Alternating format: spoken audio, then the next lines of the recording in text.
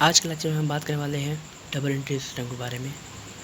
Double entry system को सबसे पहले इंट्रोड्यूस लुकास पैसिओली ने किया था, जो कि इटालियन मैथमेटिशियन और फिलोसोफर थे और वेनिस शहर के रहने वाले थे, जिन्हें हम बाद में चलकर फादर ऑफ मॉडर्न अकाउंटिंग भी कहते हैं। इन्होंने एक बुक पब्लिश की थी, सुमा डी अरिथमेटिका ज्योमेट्रिका, जो कि 1494 में पब्लिश हुई थी, जिसका आगे चलकर इंग्लिश ट्रांसलेशन हगोल्ड कैसल ने किया था 1553 में। इसी बुक में लुकास डी पैसिओली ने सबसे पहले बार डबल एंट्री सिस्टम के बारे में बात की थी। ये वैसे तो एक मैथमेटिक्स की बुक थी, लेकिन इसमें उन्होंने एक पार्ट में डबल एंट्री सिस्टम और गोल्डन रूल के बारे में डिस्कस किया था। डबल एंट्री सिस्टम में मेनली 3 चीज़ें होती हैं: बुक कीपिंग, अकाउंटिंग, अकाउंटेंसी। सबसे पहले हम आते हैं बुक कीपिंग कर। हम देखते हैं कोई भी ट्रांजैक्शन मनी के टर्म्स में डिफ़ाइन हो सकते हैं या नहीं। अगर वो मनी के टर्म में डिफ़ाइन हो जाते हैं तो इससे हम जर्नल या सब्सिडरी बुक क्रिएट करते हैं, जिससे आगे चलकर लेजर क्रिएट होता है। लेजर मेनली कुछ नहीं, अलग अलग एक्सपेंसेस या इनकम के अकाउंट्स होते हैं। अब हम आते हैं अकाउंटिंग पर। अकाउंटिंग बुक कीपिंग से एक ब्रॉडर टर्म है, जिसमें बुक कीपिंग भी इंक्लूड होता है। अकाउंटिंग में हम देखते हैं कोई भी ट्रांजैक्शन मनी के टर्म में डिफ़ाइन होते हैं या नहीं, और डिफ़ाइन होने के बाद जर्नल या सब्सिडरी के बाद उसे लेजर क्रिएट करने के बाद उसके फाइनल बुक भी हम बनाते हैं, या कहा जाए तो बैलेंस शीट। बैलेंस शीट भी अकाउंटिंग में आ जाता है, जिस तरह की बुक कीपिंग। अब हम आते हैं अकाउंटेंसी पर। अकाउंटेंसी मेनली बुक कीपिंग और अकाउंटिंग दोनों को लेकर चलता है। ये दोनों से एक ब्रॉडर टर्म है, जिसमें जर्नल और सब्सिडरी बुक लेजर तो आते हैं, साथ में बैलेंस शीट और हर तरीके के अकाउंट और अकाउंटिंग रेशियोज भी क्रिएट हो जाती है, जिससे कि अकाउंटिंग कराने वाले को सारी की सारी नॉलेज मिले। अब हम बात करेंगे किसी इवेंट से लेकर एनालिसिस ऑफ फाइनेंशियल स्टेटमेंट तक। इसमें हर चीज़ें आ जाएंगी, किसी अकाउंट्स को क्रिएट करना, कोई ट्रांजैक्शन होना, यहाँ तक कि फाइनेंशियल स्टेटमेंट से अलग अलग रेशियोज क्रिएट करना। सबसे पहले कोई इवेंट होता है। अब हमें ये देखना होता है वो इवेंट मनी के टर्म में आइडेंटिफाई होता है या नहीं। जैसे कि इसमें मनी के टर्म में आइडेंटिफाई नहीं किया जा सकता, लेकिन राम ने 1 kg पोटैटो ख़रीदा, इसे मनी के टर्म में आइडेंटिफाई किया जा सकता है। अगर वो मनी के टर्म में आइडेंटिफाई हो जाता है तो उसे हम ट्रांजैक्शन कहते हैं। अब उस ट्रांजैक्शन में हमें देखना होता है कि उस ट्रांजैक्शन में कौन कौन से अकाउंट्स आए हैं। जैसे कि राम ने एक मशीनरी परचेज़ की। अब हम देखेंगे राम और मशीनरी के बारे में। राम एक पर्सनल अकाउंट हो गया और मशीनरी एक रियल अकाउंट। मेनली अकाउंट्स 3 तरीके के होते हैं: पर्सनल अकाउंट, रियल अकाउंट और नॉमिनल अकाउंट। अब हमें देखना होता है कि राम ने मशीनरी खरीदी तो इसमें कौन कौन से अकाउंट आए। इसमें राम का एक पर्सनल अकाउंट आएगा और मशीनरी का एक रियल अकाउंट आएगा। अब हमें आगे देखना होगा कि उन अकाउंट के रूल्स क्या हैं, जो कि हम आगे पढ़ेंगे, जिन्हें हम अप्लाई करके जर्नल क्रिएट करेंगे। इन रूल्स को हम गोल्डन रूल्स भी कहते हैं, जिन्हें लुकास पैसिओली ने क्रिएट किया था। अब जर्नल एंट्री क्रिएट करने के बाद हमें उन अकाउंट्स की लेजर क्रिएट करनी होती है, या उस जर्नल की लेजर क्रिएट करनी होती है। लेजर में हम राम की एक अलग अकाउंट बनाएंगे, मशीनरी का एक अलग अकाउंट बनाएंगे। मेनली जर्नल में हम रिकॉर्ड करते हैं सबसे पहले किए जाने वाले ट्रांजैक्शन को, और लेजर में हम उसे पोस्ट कर देते हैं, यानी उसका एक अलग हिसाब बना देते हैं। फिर हम उससे ट्रायल बैलेंस बनाएंगे, जो कि हम आगे पढ़ने वाले हैं, और उससे आगे चलकर उसका फाइनेंशियल स्टेटमेंट बनता है, जिसमें trading account, profit and loss account और बैलेंस शीट आता है।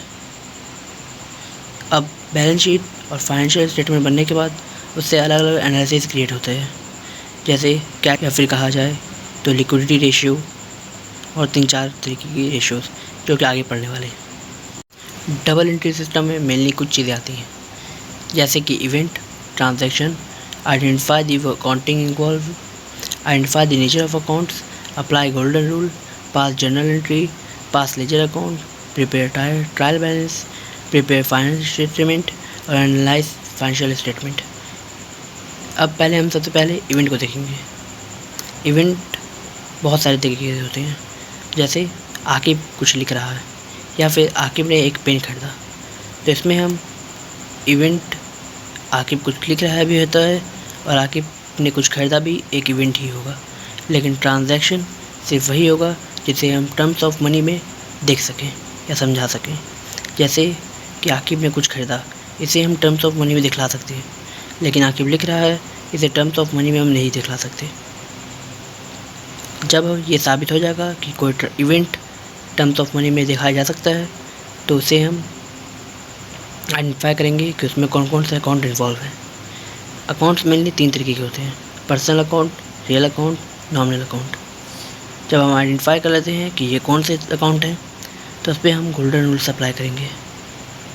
गोल्डन रूल्स अप्लाई होने के बाद उसका जर्नल एंट्री पास होगी, लेजर क्रिएट होगा, ट्रायल बैलेंस क्रिएट होगा, जो हम आगे पढ़ने वाले हैं। जर्नल एंट्री को प्राइमरी बुक्स भी कहा जाता है और लेजर को पोस्टिंग भी कहा जाता है। लेजर कुछ खास नहीं, बस अलग अलग अकाउंट्स को क्रिएट करना होता है और उसमें जर्नल एंट्री की अमाउंट्स को डालना होता है। जब ये तीनों चीज़ बन जाती हैं, तब हमें फाइनेंशियल स्टेटमेंट क्रिएट करना होता है। फाइनेंशियल स्टेटमेंट में trading account, profit and loss account और बैलेंस शीट आता है। जब फाइनेंशियल स्टेटमेंट हमारा बन जाता है, तब हमें उसका एनालाइज करना होता है, जिससे आगे चलकर अलग अलग तरीके की रेशियोज़ क्रिएट होती है, जैसे लिक्विडिटी रेशियो या फिर सॉल्वेंसी रेशियो, जिससे किसी भी कंपनी या फर्म को आगे के डिसीजन लेने में आसानी होती है। अब हम पढ़ने वाले हैं गोल्डन रूल्स के बारे में।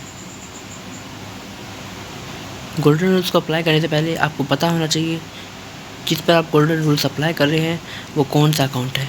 जैसे कि personal account, real account, nominal account.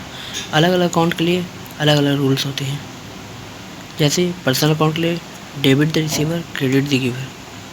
जो रिसीव कर रहा है उसे डेबिट करना होगा और जो भी दे रहा है उसे क्रेडिट करना होगा।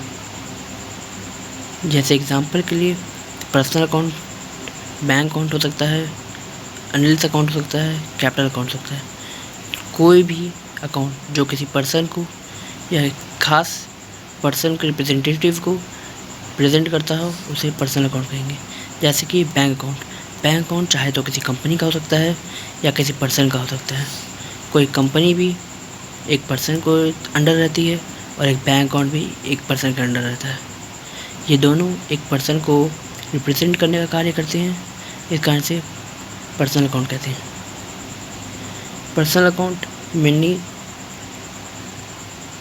2 तरीके होता है, रिलेटेड टू पर्सन या रिप्रेजेंटेटिव ऑफ टू पर्सन। अगर बैंक अकाउंट है तो ये रिलेटेड है पर्सन के या रिप्रेजेंटेटिव है पर्सन के। अब हम बात करेंगे रियल अकाउंट के बारे में। रियल अकाउंट का रूल होता है debit what comes in, credit what goes out. Real account में cash account, tractor, land, mainly इसमें सारे एसेट्स आ जाते हैं। रियल अकाउंट में लगभग सारे के सारे एसेट्स आ जाते हैं। एसेट 2 तरीके हो सकते हैं या रियल अकाउंट 2 तरीके हो सकता है, tangible real account, intangible real account. Tangible real account में ट्रैक्टर आ जाएंगे, कैश आ जाएगा, लेकिन इंटेंजिबल में गुडविल या जिसे कहा जाए तो आपकी इज्जत या ख्याति या फिर आपकी कॉपीराइट, ये दोनों आती है। अब हम आते हैं नॉमिनल अकाउंट पे। नॉमिनल अकाउंट मेनली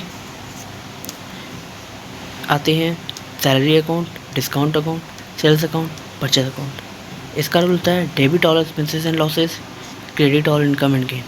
यानी सारे खर्चों को डेबिट कर दो और नुकसानों को, और क्रेडिट कर दो सारे इनकम को और प्रॉफिट्स को, या बोले जाए तो गेन्स को। इसमें 2 ही चीज़ आते हैं, एक्सपेंसेस और लॉसेस, और इनकम एंड गेन, जिसे आप रूल पढ़ कर भी समझ सकते हैं। नॉमिनल अकाउंट में salary account, discount account, sales account and purchase account आएगी। इसमें सारे तरह के खर्चे और सारे तरीके की इनकम आ जाएगी।